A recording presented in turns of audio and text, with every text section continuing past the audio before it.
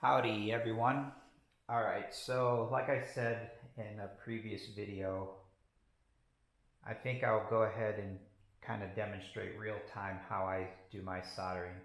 So I've got um, I've got my stuff laid out here. I've got my wire, my plug, and I'm ready to roll. So I'm just going to grab a length of wire. Now this wire has already been measured and it's obviously already been cut. I've got a tile floor out here in the shop, so I just go ahead and stretch it across the 1-inch square or the 12-inch square tiles to get my length and cut it.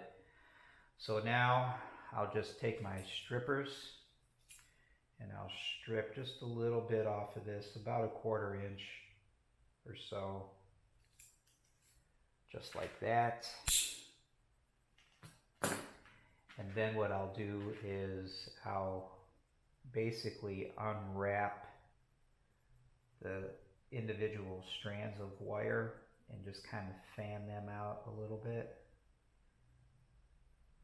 Now I can't see what my camera is looking at or what it's focusing on, so I'm going to have to do this entire video and then look at it and hopefully it's good enough.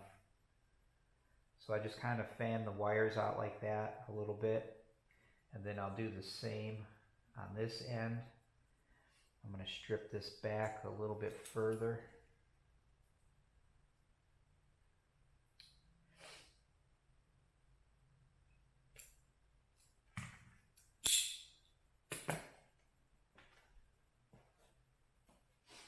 And I'll do the same thing with this.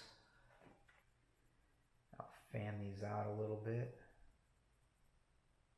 the individual wires. And then what I'll do is I'll just, this is fanned out a little too much. Just like that.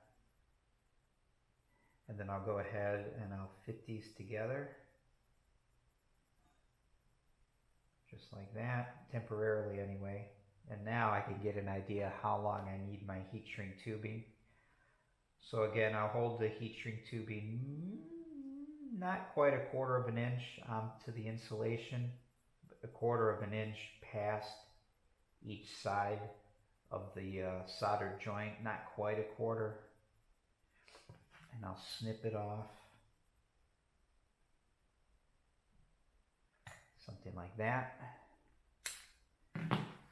So I'll pull these apart and I'll go ahead and I'll slide my insulation on, my shrink wrap tubing I should say, move that down out of the way. And then I'll go ahead and I will fit these two together. I just kind of slide them so they mesh, the wires kind of mesh, like that. And then I'll hold that joint tight so I can get it clamped into place here. So I'll clamp one end, hold that tight, and I'll clamp this end, just like that. And then at this point, I just want to make sure that everything is out of the way for soldering.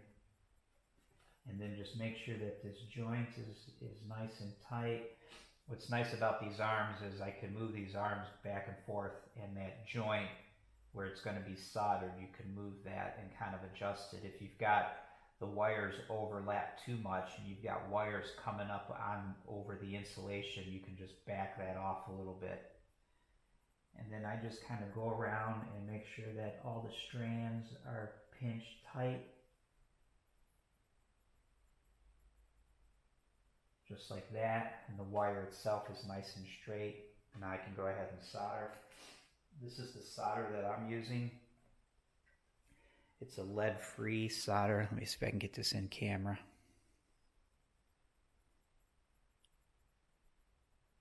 It's a rosin core, lead-free type of deal. I've got my soldering station all warmed up and ready to go. This particular station has no heat adjustment, so I just run with it as is. Clean off the tip. Put some solder on the tip for better heat transfer. and then I just go ahead and feed the solder in until this entire joint is nicely coated and wetted with solder. I just feed it in, move the iron back and forth a little bit, keep that heat nicely distributed. Just keep feeding that in until I get a nice, solid, wetted joint.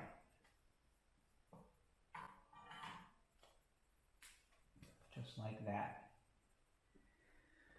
So now at this point, I'll take this off, move it out of the way. I take one of these acid brushes, that's what I call them. These have relatively long bristles, and I cut the bristles back with some scissors just so they're a little bit more stiff. And I'll use this with some isopropyl alcohol, and I'll clean the joint because a lot of times you'll have some residue flux on the joint, and I'll just scrub this down and clean off any residual flux, any rosin, just to clean it, because I don't want any corrosion in here. I don't want any corrosion to show up underneath the heat shrink and cause problems. So I usually clean these off quite a bit.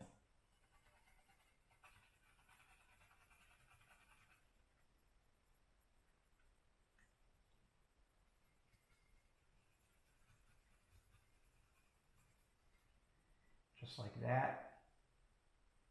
That's nice and clean, and it's nicely encapsulated in solder. I'll slide up my heat shrink tubing. Try to get that joint centered inside the tubing.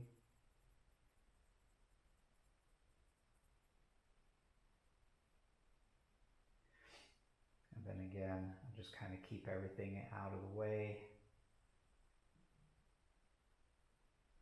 And then I just use a lighter, very carefully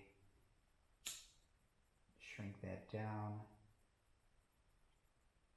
Try not to burn it. Try not to burn myself.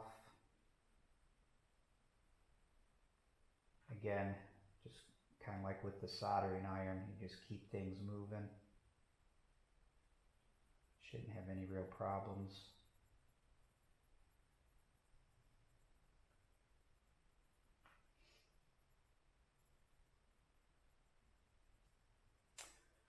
And that's it. That's how I do my joints. I've been doing it this way for quite a few years, and I've never had any issues. Everything's always been nicely sealed, and it's very strong, and it's got really good conductivity. So once I get all of these wires in place and soldered, then I'll go ahead and I'll fit some heat shrink tubing, just like this is here. This came from the factory like this, but I'll have my own heat shrink tubing, and I'll put it over this entire splicing job and encapsulate it with heat shrink this way. And then I'll go ahead and do my my lacing and things like that later. So that's a different video, but that's just a real simple, real quick tutorial on how I like to do my soldering. As with most projects, there are multiple ways to do it. This is just my particular way of doing it, and you can do whatever you want. All right, talk to you guys later.